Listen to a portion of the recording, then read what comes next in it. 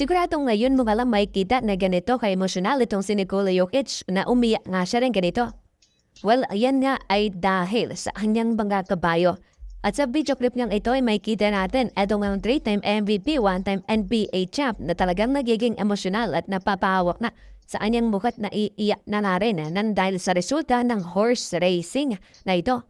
Well, si Nikola Jokic at ang kanyang kabayo ay for the first time yata ay nanalo. Kumbaga naging kampiyon niya dito sa karera ng mga kabayo na nagresulta nga na itong si Nikola Jokic ay maglabas ng kanyang emosyon. Nagulat ang maraming NBA fans niyan.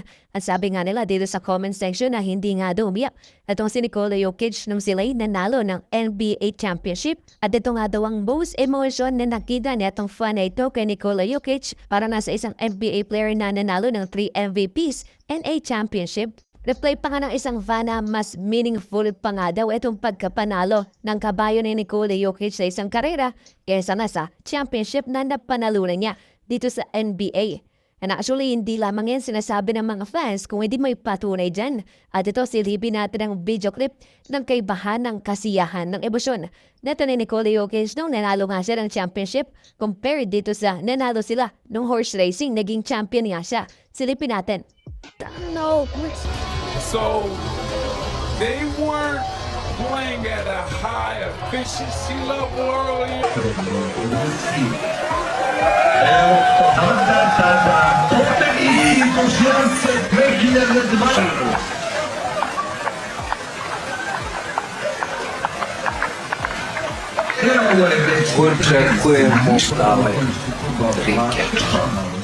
So talaga nga namang mapang mas importante nga kay Nikola Jokic at horse racing kaysa nasa championship niya dito sa NBA. Pero ang maganda naman dyan ay hindi naman apektado yan ng mga performances na ito ni Nikola Jokic para nga sa Denver Nuggets. Ginagawa niya pa rin naman ang ganyang trabaho dito sa NBA at hindi lang basta ginagawa.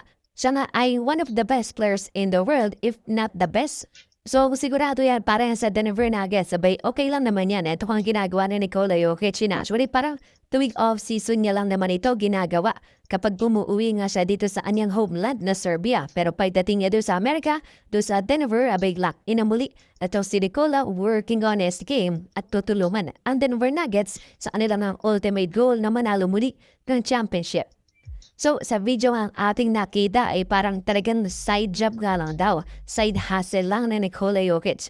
Ito mang NBA ang kanya talagang gustong gawin. Ang kanya talagang main job ay ito mang pag-aalaga ng kabayo and then racing yung kanya mga horses and then winning horse races.